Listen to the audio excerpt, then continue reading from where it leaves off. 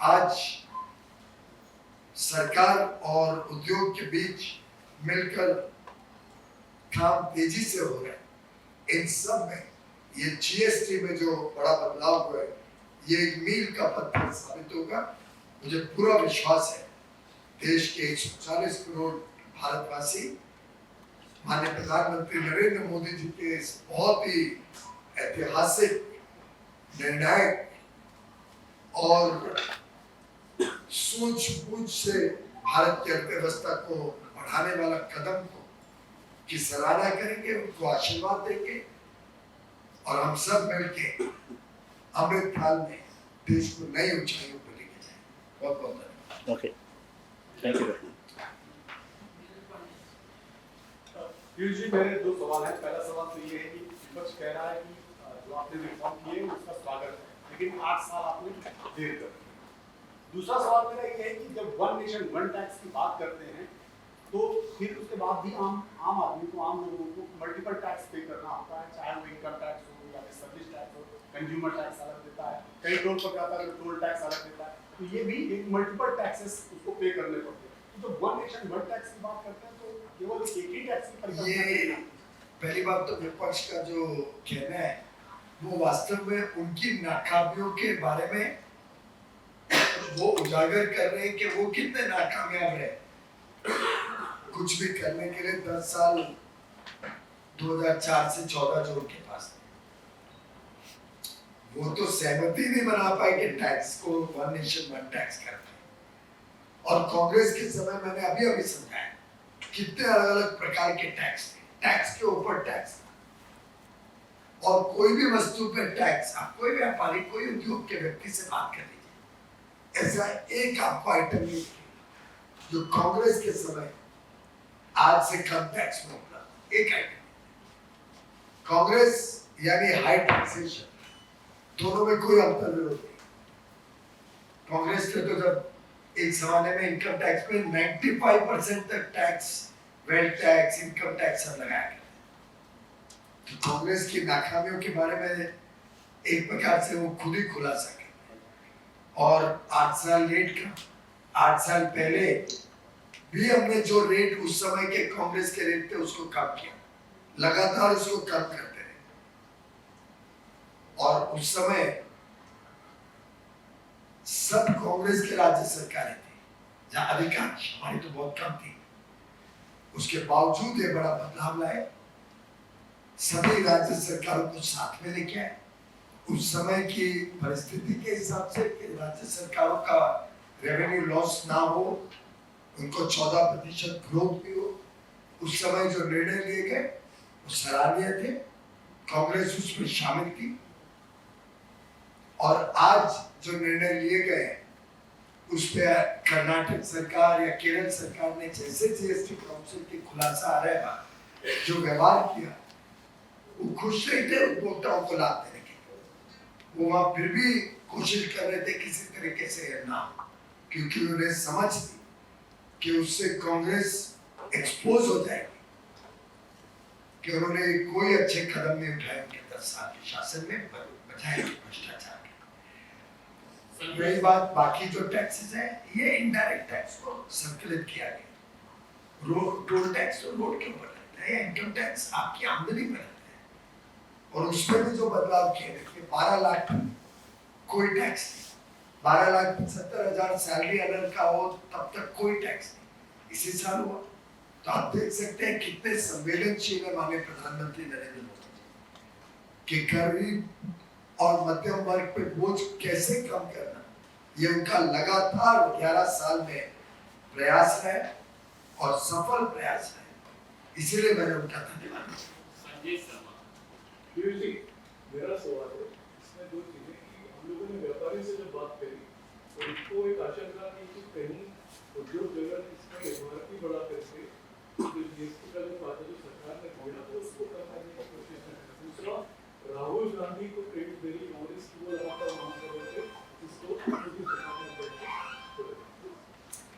पहली बात तो हमारे पास कंज्यूमर विभाग है, फाइनेंस मिनिस्ट्री है, हमारा विभाग है, हम सब मिलके इस चीज पे निगरानी रखेंगे। मैंने आपसे पहले भी कहा और अभी भी अनुरोध करता हूँ कि ये हम सबका सामूहिक प्रयास रहना चाहिए। सरकार तो अपनी जिम्मेदारी निभाएगी, राज्य सरकारें भी निगरानी रखें कि ये जीएसटी पास हो।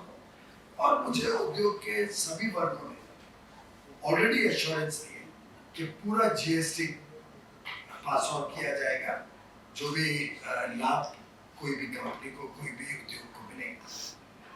रही दूसरी बात, राहुल गांधी जी को स्वाभाविक रूप से मालूम था ये होने वाला है, क्योंकि उनके मंत्री भी ग्रुप ऑफ मिनिस्टर्स में, उनकी राज्य सरकारें भी ग्रुप ऑफ सेक्रेटरीज में।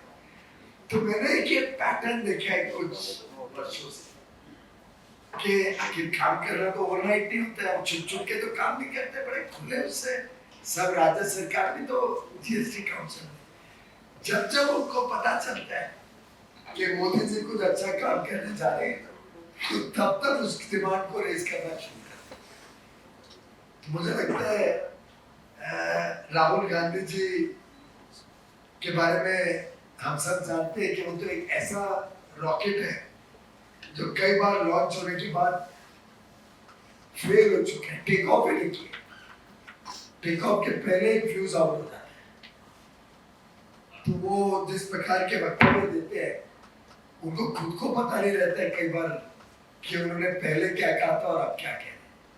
तो मैं समझता हूँ कि देश की जनता इस प्रकार के वक्तव्यों से कोई प्रभावित नहीं है। पीयूष जी, ये जो डिसीजन आपने सरकार ने लिया है, ये उस समय पे लिया है जब यूनाइटेड स्टेट्स का जो टैरिफ है 50% वो भी है और साथ में जीएसटी में आपने कट भी किया, तो इसका जो फाइनेंशियल इम्पैक्ट है वो कैसे होगा, अगर होगा तो उसको कैसे आप लोग रिकवर करेंगे? पहली बात तो इस निर्णय का बाकी कोई देश के निर्णयों से कोई संबंध नहीं है, ये मैंने कल भी स्पष्ट किया था। क्योंकि जैसा मैंने अभी भी संजय जी को बताया, स्वाभाविक रूप से इतना बड़ा बदलाव कोई ओवरनाइट तो नहीं, कई महीनों से, शायद लगभग एक साल से इसके ऊपर ग्रुप ऑफ सेक्रेटरीज राज्य सरकारों के साथ केंद्र सरकार सलाह मशुरा कर रही है, ग्रुप ऑफ मिनिस्टर्स इस पर काफी समय से काम कर रहे हैं। उसका परिणाम हमें 3 तारीख को देखने को मिला। और रही बात बाकी देशों में इसके साथ क्या हो रहा है, वो तो हाल क्या विषय है, महीने 1.5 महीने का विषय। तो इससे दोनों में कोई जोड़ नहीं है, कोई संबंध नहीं है, दोनों अलग अलग विषय। दूसरी बात आपने कही कि रेवेन्यू लॉस की, उसको भी कैलकुलेट करके देश के समक्ष रखा गया और डिमांड में जो बढ़त होगी, ब्यूएंसी आएगी, उससे जो टैक्स कलेक्ट होगा वो जितना कैलकुलेटेड लॉस तो पुराने डिमांड पर जब 10% एक चीज पे कम हो रहा है, कुछ चीजों पे तो 13% कम हो रहा है, कुछ चीजों में 0 ड्यूटी लग गई, 18% कम, इंश्योरेंस पे जैसे लाइफ और हेल्थ इंश्योरेंस का। तो आप समझ सकते हैं कि इतना बड़ा जब टैक्स रेट्स में कमी की जाए तो उससे कितना उछाल आएगा मार्केट, और उस उछाल के कारण टैक्स भी बढ़ेगा। तो हमें पूरा विश्वास है कि अगर राज्य सरकार भी केंद्र की तरह ईमानदारी से टैक्स कलेक्ट करें, आपने देखा हमारी 11 वर्ष बेदाग सरकार और कांग्रेस की अभी भी विपक्ष की सरकारों में कोई ना कोई घोटाला हर थोड़े दिन बाद निकलता है। उन्होंने स्कैम्स करना बंद करना चाहिए, तो कभी आपको टैक्स में कभी कमी नहीं पड़ेगी।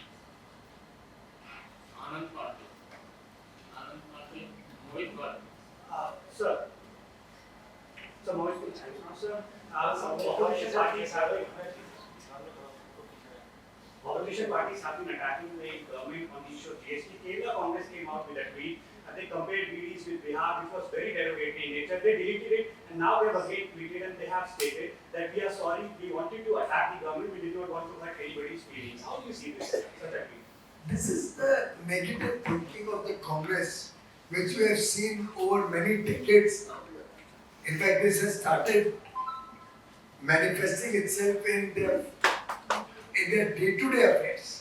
The frustration that they are losing public support, the frustration that the Gandhi family is no more liked by the people of India, is reflecting in their actions.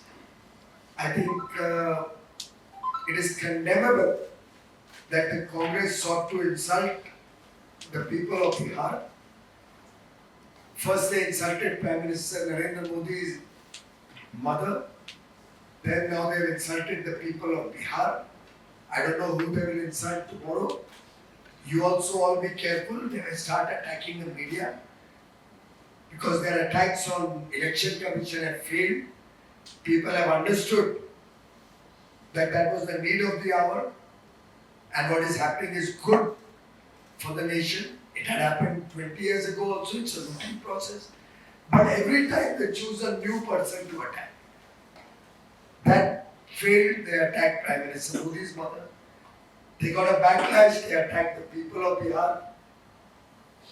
And also, in a way, demonstrated their very, very low mindset. And I condemn the Congress and their leadership for this thing. Sir ये हिंदी में भी चाहिए sir इसको हिंदी में कांग्रेस की नकारात्मक सोच और ओछी मानसिकता का फिर एक बार उन्होंने परिचय दिया। और ये आज का नहीं है, ये वर्षों वर्षों से कांग्रेस की नाकामियां, कांग्रेस को जनता ने ठुकरा दिया है। गांधी परिवार की लोकप्रियता खत्म हो गई है। इससे वो पूरी तरीके से फ्रस्ट्रेट हो गए, बिखर गए। उन्हें समझ नहीं आ रहा है जिससे हमें फिर एक बार लोकप्रियता मिले या गांधी परिवार को जनता स्वीकार करे। वो ये समझ नहीं पा रहे हैं कि बहुत विलंब हो गया, इसलिए कभी इलेक्शन कमीशन को गाली गलौज करते हैं, कभी कोर्टों को गाली गलौज करते हैं। कोर्ट का निर्णय उनके फेवर में हो तो कोर्ट बड़ा अच्छा है, सत्यमेव जयते। कोर्ट का निर्णय कोई उनको पसंद नहीं आता है तो जजों के ऊपर आलोचना कर देते। इलेक्शन में एक जगह जीत जाए तो इलेक्शन कमीशन धर्मात्मा है, दूसरी जगह हार जाए तो इलेक्शन कमीशन पे झूठे आरोप लगाते हैं। कभी प्रधानमंत्री नरेंद्र मोदी जी की ओबीसी होने पर उनके आरोप और उनको ऐसे शब्दों में उनके बारे में वक्तव्य देते हैं जो मैं रिपीट भी नहीं कर सकता। मणिशंकर अय्यर जी का आपको याद होगा क्या बोला था प्रधानमंत्री मोदी जी के लिए? आपको याद होगा किस प्रकार से व्यक्तिगत आरोप और अटैक कांग्रेस का लगातार मोदी जी के परिवार पे, उनकी जाति पे देश ने सुना है। हाल में उनकी मां के ऊपर भी। और इससे ज्यादा दर्दनीय क्या बात हो सकती है कि किसी की मां के ऊपर ऐसे ओछे तरीके से कांग्रेस वक्तव्य दे। और आज तो उन्होंने पूरे बिहार को ही इंसल्ट कर दिया। और मुझे पक्का विश्वास है कि बिहार की जनता इसको कभी टॉलरेट नहीं करेगी। मुंह तोड़ जवाब मिलेगा कांग्रेस और आरजेडी को इस वक्तव्य के लिए, इस इंसल्ट के लिए। सर दीपक चौबे सर कपिल सिब्बल ये कह रहे हैं कि क्योंकि बिहार में चुनाव है इसलिए बोनस दिया गया, पर आने वाले समय में अर्थव्यवस्था पर इसका क्या असर पड़ेगा, ये चिंतित हूं। मैंने अभी बताया कि ऐसा काम कोई ओवरनाइट तो होता नहीं है। अगर इस प्रकार की सोच होती तो हम क्या पिछले लोकसभा चुनाव के पहले नहीं कर सकते?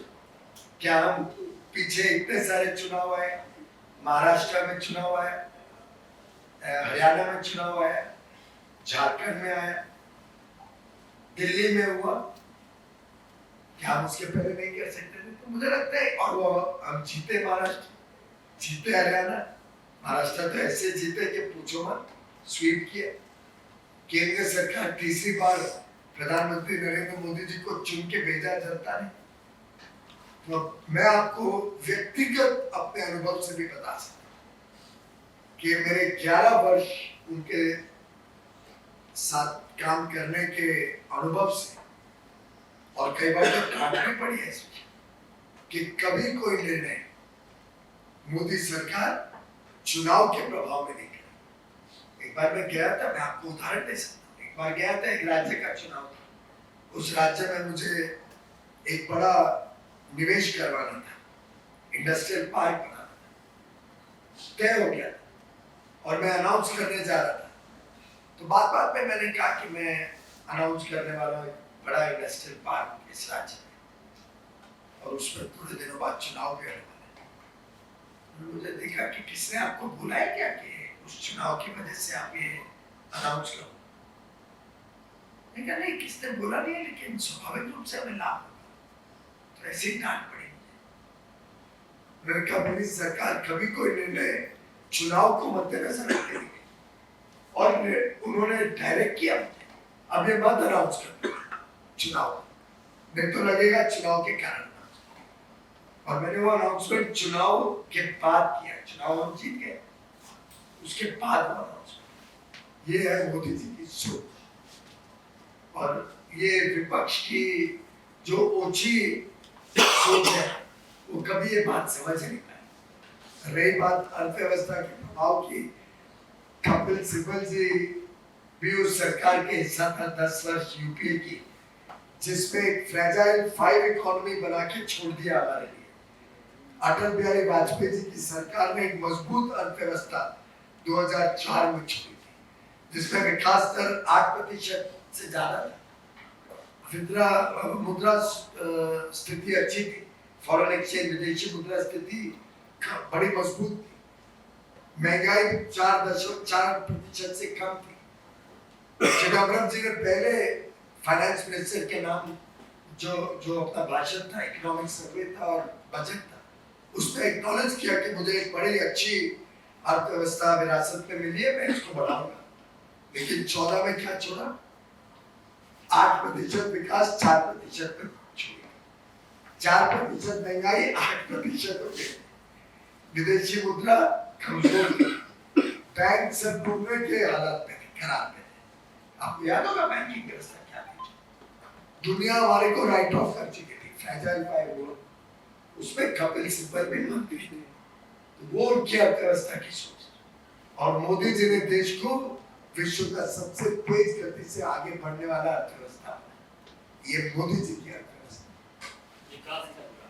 मेरा सवाल है कि जो टैक्स दर में बदलाव हुआ है, इसका स्वागत हो रहा है, लेकिन शिक्षा जगत से कुछ बातें आ रही हैं कि जो विद्यार्थी या स्टूडेंट के काम आने वाली चीजें, स्टेशनरी की, उस पर अभी भी जीएसटी है, तो क्या सरकार कभी इस पर विचार करेगी, इस पर जीएसटी 0? ऐसा है कि हर एक वस्तु के ऊपर बड़ी गंभीरता से, गहराई से देखा गया है कि किस किस वस्तु पे कितना घटा सकते हैं, और पढ़ाई से जुड़ी हुई कई चीजों पे हमने घटाया है, और कुछ चीजों पे कई बार 5% इसलिए भी रखा जाता है कि सप्लाई चेन में जो इनपुट टैक्स क्रेडिट है उसका वो लाभ ले पाए।